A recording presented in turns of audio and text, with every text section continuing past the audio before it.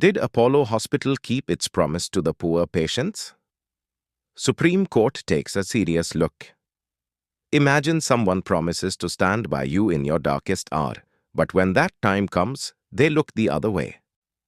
Now connect that promise to a hospital built on government land in the heart of the nation's capital, Delhi. It was promised that the poor would receive free treatment there. But now the big question is, was that promise ever kept? Or did someone build a profit empire on land leased at just 1 rupee per month, while the needy were left behind? The Supreme Court has now taken it upon itself to uncover the truth behind this. Today, we'll dive deep into this issue. But before that, if you are new to our channel, don't forget to subscribe so you are the first to get updates on all our upcoming videos. So let's begin today's discussion without any delay. When the well-known Apollo Hospital in Delhi was allotted land by the government, there was a greater purpose behind it: to ensure treatment for people from all walks of life, especially those who couldn't afford it. A clear condition was set: 40% of OPD patients must receive free services, and 1/3 of the 600 beds must be reserved for underprivileged patients. And what did the government charge in return? Just 1 rupee per month. Today, that very Apollo Hospital is under the scrutiny of the Supreme Court. The court has raised a crucial question. Did the hospital truly treat the poor? Has it honored its commitment over the last 5 years? Or has this government land become a tool for private profit? The Supreme Court is hearing the matter based on a petition filed by Indraprasth Medical Corporation Limited, which runs Apollo Hospital. This appeal challenges a past order by the Delhi High Court, which, in a 2009 hearing of a public interest litigation, had observed that the hospital was not providing free treatment to the poor as promised. This petition was filed by the All India Lawyers Association.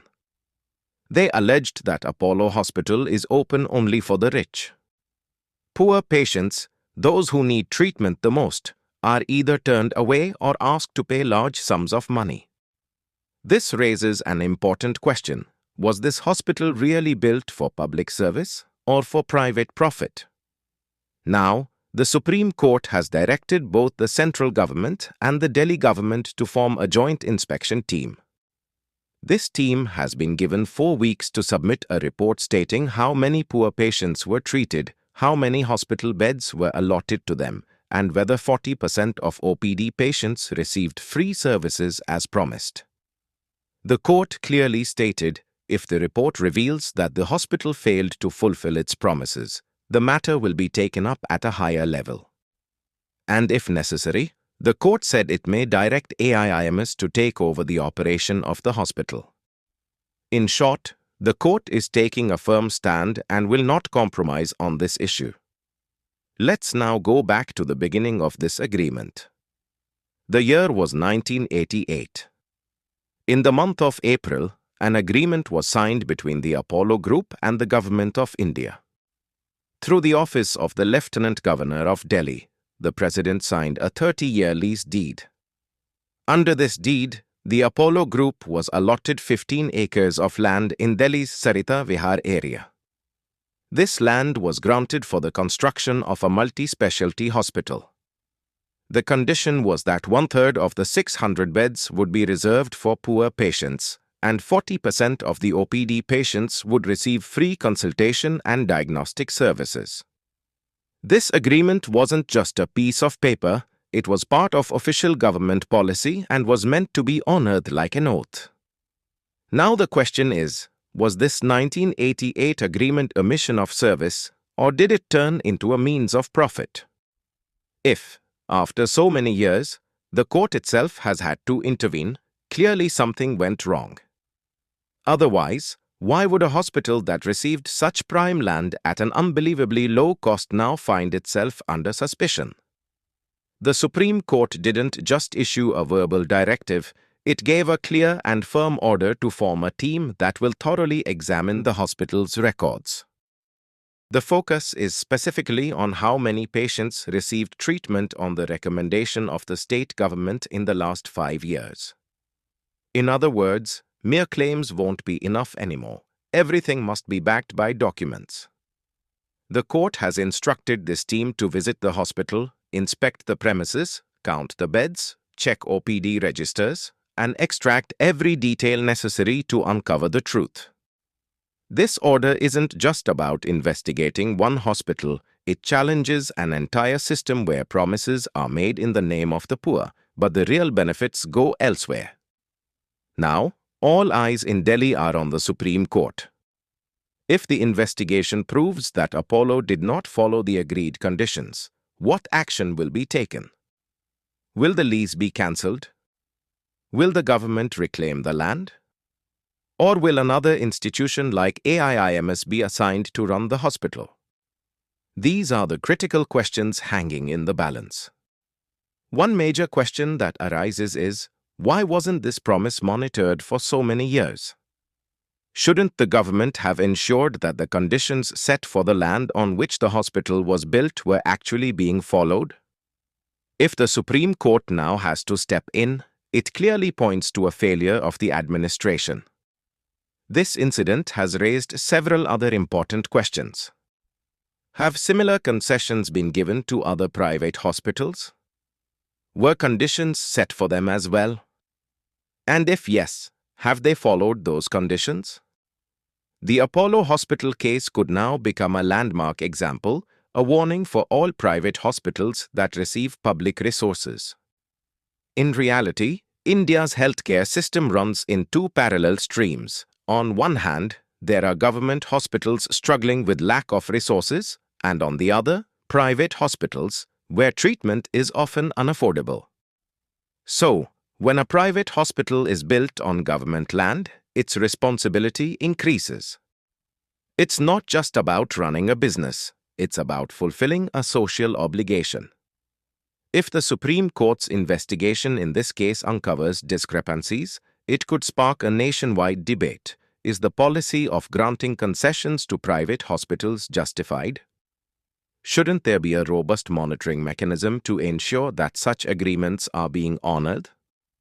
The Supreme Court's directive could mark the beginning of a new era, one where the healthcare sector is driven by transparency, accountability, and most importantly, real services for the poor, not just promises on paper. If a prestigious institution like Apollo Hospital comes under scrutiny, it will surely have a ripple effect across other private hospitals. It sends a clear message. If you've received public benefits or land under favorable conditions, you are fully accountable for the responsibilities that come with them. For the general public, this order brings a ray of hope. It opens the door for people to know whether the institutions built in the name of public service are actually serving the people or merely running a business. This public interest litigation was not just a legal formality. It was the voice of a forgotten section of society, finally being heard at the highest level.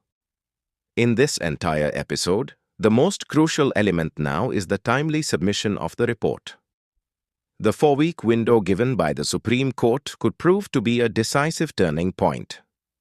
If the report finds everything in order, Apollo Hospital may get a clean chit. But if there's anything suspicious or non-compliant, the days ahead could be very challenging for the institution. This case is now echoing across other parts of the country as well. Several state governments have begun reviewing their agreements with private hospitals. And that's a welcome step, because public resources should always serve the public interest. Now the entire nation is watching. Did Apollo Hospital truly honor the value of that 1 rupee lease granted in exchange for public service? Did it uphold the spirit of service, or did it operate purely as a business? The answer to this question will unfold in the coming days with the Supreme Court's report. But one thing is certain: if there is a violation of the terms, it will not be overlooked anymore. And perhaps that is the greatest strength of India's justice system. Justice may be delayed, but it is never denied. If our video has taught you something new, do not forget to like and share this video so that this information can reach others as well. Your likes and shares are a source of inspiration for us. If you have any questions or suggestions, please let us know in the comments. It will be our honor to answer your questions and listen to suggestion. And yes, if you like our content, subscribe to the channel and press the bell icon so that you stay connected with every new story. Thank you. GRT Business YouTube channel sources: news from various news agencies, opinion polls, and other public sources. We try to ensure that every report and summary is accurate and verified, but we are not responsible for any dispute or error. Our aim is only to provide you with accurate information.